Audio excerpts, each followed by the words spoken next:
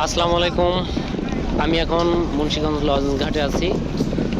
এমনি আসলাম তিনজন মিলে একটু হালকা পাতলা হাঁটাহাঁটি করতে, ছুটির দিন অবসর সময় কাটাবো। তো আমি এখন যে লঞ্চটা দেখাচ্ছি এটা হচ্ছে মাত্রই আসলো, চাঁদপুর থেকে আসলো এবং এটা হচ্ছে ঢাকার দিকে যাচ্ছে। তো একটা জিনিস দেখাইতে চাচ্ছি যে যখন লঞ্চে উঠবেন, লঞ্চে যখন মানুষ ওঠে বা হচ্ছে লঞ্চ থেকে যখন নামে, তখন এখানে আসলে কি কি প্রবলেম হইতে পারে। যেমন দেখেন, এইখানে লঞ্চটা আসতেছে, লঞ্চ আসার সময় দেখবেন লঞ্চ এখানে ফেরার পরে দেখবেন এই যে কিছু ব্যক্তি আছে যারা হচ্ছে হকার নামে পরিচিত, মাথায় ইয়ে আছে, আছে। তো তারা এইখান থেকে অনেকে এইখানে নামবে, আবার এইখান থেকে অনেক হকার আছে তারা উঠবে, মানে চেঞ্জ হচ্ছে। এটা হচ্ছে একটা বিষয়। এইখানে এই নামা ওঠার মধ্যে তাদের একটা দুর্ঘটনা ঘটলেও ঘটে যেতে পারে, যে কোনোভাবে পা পিছলে এখানে নিচে পড়ে যেতে পারে। এরপরে দেখেন লঞ্চ আসার পরে আগে হচ্ছে যাত্রীদের নামতে দেওয়া হয়, যাত্রীরা নামে, এরপরে হচ্ছে পরবর্তী যারা যাবে তারা আবার ওঠে। তো এই যে নামা ওঠার মধ্যেও একটা প্রবলেম হতে পারে।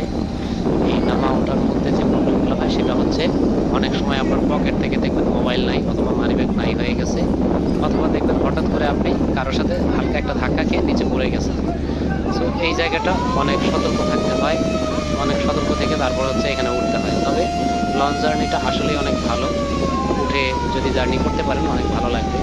লঞ্চ দোতলা তিনতলা এরকম লঞ্চ, যদি তিনতলায় উঠে যেতে পারেন, এখন তো ঠান্ডার সময়, এখনকার ফিলিংসটা আরও অন্যরকম। ভালো একটা জ্যাকেট ট্যাকেট গায়ে দিয়ে যদি আপনি একদম উপরে উঠে যেতে পারেন, এই ফিলিংসটা নিতে পারেন, খুবই ভালো লাগে।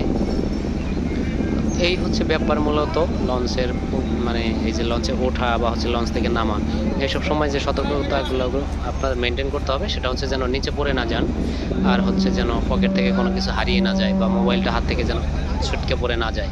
নামা ওঠার সময় হাতে কোনো মোবাইল রাখবেন না, বা হাতে যদি সম্ভব হয় পকেটে রাখার মতো কিছু, সেটা পকেটেই রেখে দেবেন। আর এই যে এই সময়টা অনেকে লাফ দিয়ে উঠতে চায়, এই সময়টাও লাফ দিয়ে ওঠার চেষ্টা করবেন না। অনেক সময় মনে হয় যে আমি লাফ দিয়ে উঠতে পারবো, এখানে পৌঁছাইতে পারবো, কিন্তু সেটা হয়ে ওঠে না। লাফ দিতে গিয়ে সে হচ্ছে দ্বিধায় পড়ে যায় যে আসলে লাফ দিয়ে পার হবে নাকি হচ্ছে সে আটকে যাবে। এই চিন্তাগুলো করতে করতে সে অনেক সময় এখানে পড়ে যায়।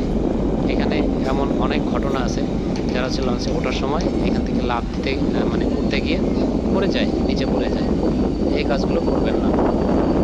দেখেন একটা লঞ্চ আসলো, এরপরে হচ্ছে আবার ছেড়ে দিচ্ছে, লঞ্চটা ছেড়ে দিচ্ছে, লঞ্চটা চলে যাচ্ছে। এই হচ্ছে লঞ্চের মূলত প্রসেস। একটা লঞ্চ আসে, আসার পরে হচ্ছে ঘেরে ঘাটে ফেরার পরে কি হয়, প্রথমে হচ্ছে যাত্রীরা নামে লঞ্চের ভেতর থেকে, আগে বাইরে বের করে, এরপরে আবার যারা হচ্ছে যাবে করে, যারা যাত্রী উঠবে তারা পরবর্তীতে উঠে। আর ওঠার সময় অবশ্যই হচ্ছে আপনাদের হাতে একটা টোকেন দিবে, যেহেতু আপনি একেবারে শুরু থেকে ওঠেন নাই, আপনি মাঝ রাস্তা থেকে উঠছেন। সো আপনার এই প্রত্যেকটা স্টপেজ থেকে আপনার আলাদা আলাদা টোকেন থাকবে। না হলে যদি টোকেন না দেন, তাহলে এমন হতে পারে যে আপনার একেবারে পুরো রাস্তা লস হচ্ছে, পুরো রাস্তাটা একদম চাঁদপুর থেকে ঢাকা পর্যন্ত আপনাকে আপনার টোটাল ভাড়াটা দিতে হবে। আর যদি টোকেন না, তাহলে টোকেন দিলে হচ্ছে আপনার মুন্সিগঞ্জ থেকে যেমন ধরেন আপনার 70 টাকা ভাড়া, আপনার 70 টাকা দিলেই হবে। এই হচ্ছে ব্যাপার। লঞ্চের ভিডিওটা কেমন লাগলো জানাবেন। ব্লগিং করি না, জাস্ট একটা ভিডিও বানাইলাম। ভিডিওটা দেখার জন্য থ্যাংক ইউ সো মাচ। আল্লাহ হাফিজ।